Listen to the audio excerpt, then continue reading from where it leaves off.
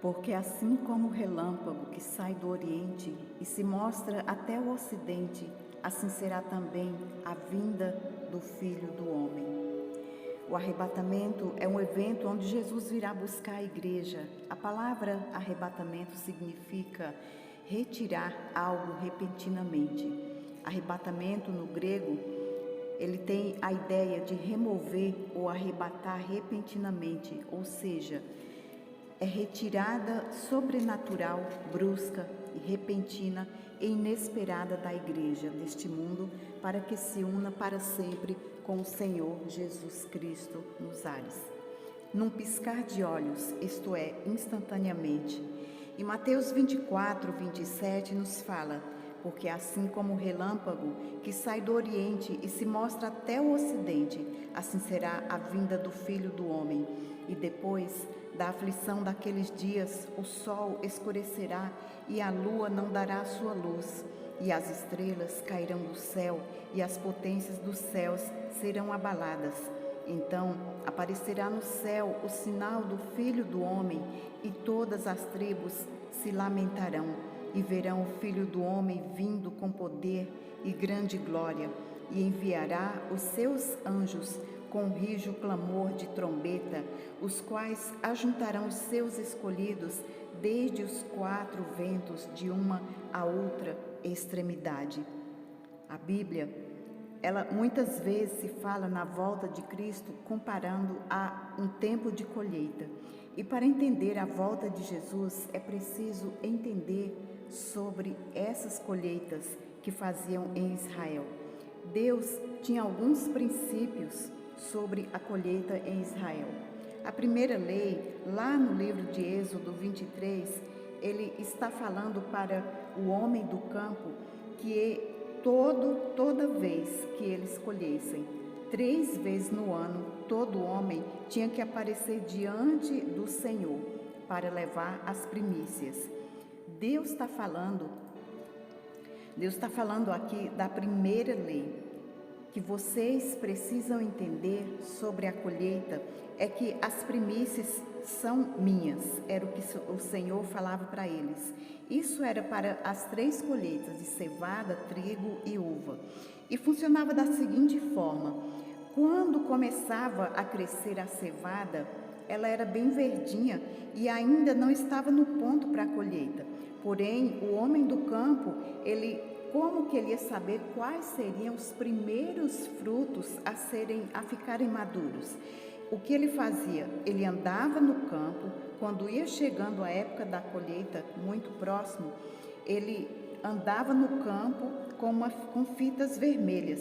E ali, aqueles primeiros frutos que estavam começando a amarelar, ali era marcado com aquela fita vermelha. Eles amarravam e deixavam ali tudo marcado.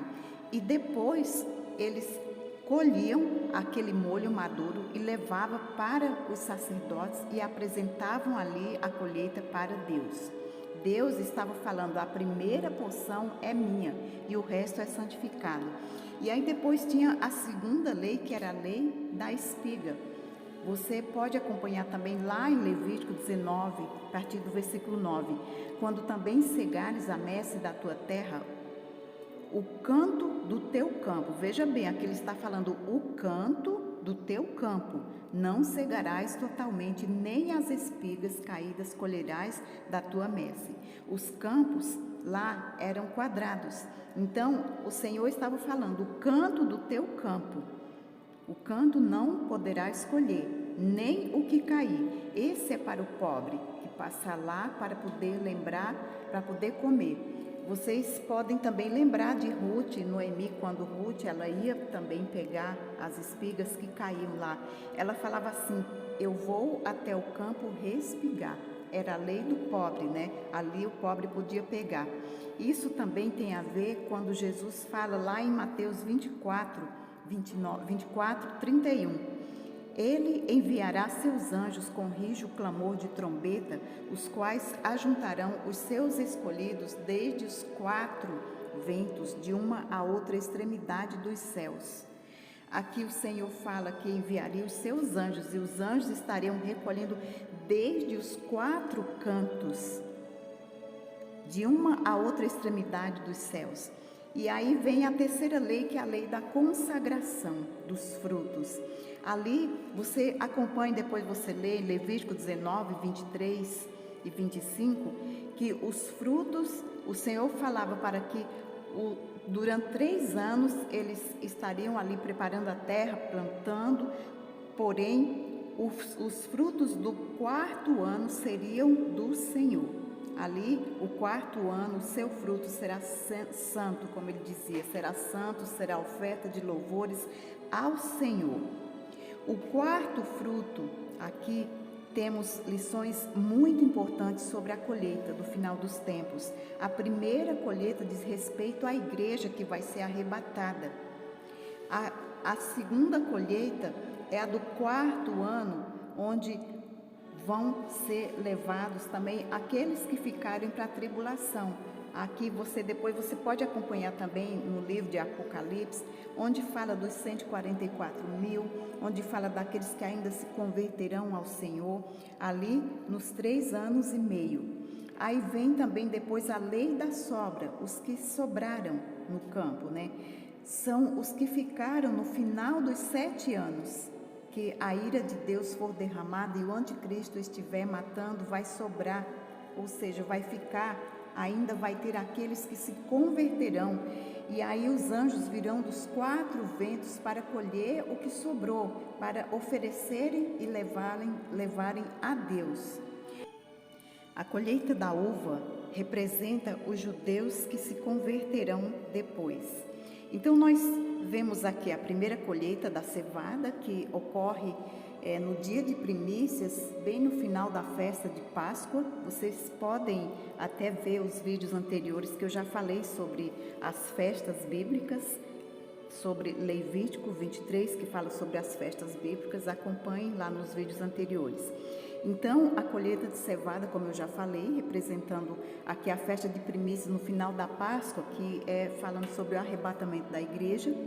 A colheita do trigo ocorre na festa de Pentecostes e a colheita da uva, que ocorre na festa de Tabernáculos. Isto representa Israel quando se converte e clama pelo Messias. Nós vemos no livro de Apocalipse, no capítulo 4, fala assim: depois dessas coisas olhei, e eis não somente uma porta aberta no céu, como também a primeira voz de trombeta ao falar comigo, dizendo: sobe para aqui, e te mostrarei o que deve acontecer depois dessas coisas. E logo que fui arrebatado em espírito, e eis que um trono estava posto no céu, e um assentado sobre o trono. Aqui João sobe imediatamente. Ele experimentou o que vai acontecer, e ele estava na sala do trono de Deus e dos anciãos. Nas primícias, os ramos eram marcados, depois arrancados. A Bíblia diz que nós não devemos entristecer o Espírito Santo, no qual fomos selados, ou seja, marcados para o dia da redenção. Éfeso 4:30. Redenção é resgate do gênero humano, libertação, é o arrebatamento da igreja. Nós seremos arrebatados como primícias, nós, a igreja, porque fomos selados pelo Espírito Santo. A segunda colheita do trigo, ela representa também, além dos 144.000 judeus, as 2 testemunhas, os mortos durante os 3 anos e meio de tribulação, e ainda terão também os que foram salvos na grande tribulação. Em Apocalipse fala no capítulo 7, a partir do 9, depois dessas coisas olhei, e aqui uma multidão a qual ninguém podia contar, de todas as nações e tribos e povos e línguas, que estavam diante do trono e perante o Cordeiro, trajando vestidos brancos e com palmas nas suas mãos. E eu disse-lhe: Senhor, tu sabes. E ele disse-me: estes são os que vieram da grande tribulação e lavaram seus vestidos e branquearam no sangue do Cordeiro. Apocalipse 20, versículo 4. E vi tronos, assentaram-se sobre eles, e foi-lhes dado o poder de julgar, e vi as almas daqueles que foram degolados, ou seja, decapitados, pelo testemunho de Jesus e pela palavra de Deus, e que não adoraram a besta nem a sua imagem, e não receberam sinal na sua testa e nem nas suas mãos, e viveram e reinaram com Cristo durante 1000 anos. Louvado seja o nosso Deus. Muitos acreditam que Jesus virá antes da grande tribulação, outros acreditam que será no meio da tribulação, outros acreditam que será depois da grande tribulação. Olha, eu quero falar uma coisa para vocês.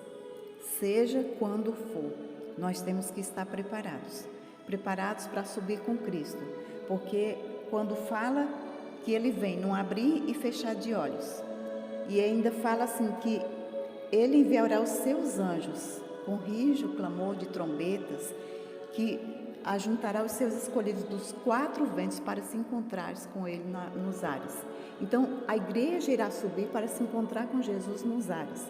Depois, aqueles que ficarem durante a tribulação, no meio da tribulação também, ainda vão ter a chance de aceitar Jesus, de se converterem, porque vai ser pregado também o Evangelho, como eu acabei de ler para vocês aqui em Apocalipse 7:14. E eu disse-lhe: Senhor, tu sabes. E ele me disse-me: estes são os que vieram da grande tribulação e lavaram seus vestidos e branquearam no sangue do Cordeiro. Deus é tão maravilhoso que nos dá chance até a última hora, mas melhor estarmos preparados para subirmos antes com Cristo. Louvado seja o nome do Senhor. Aguardo você no próximo vídeo.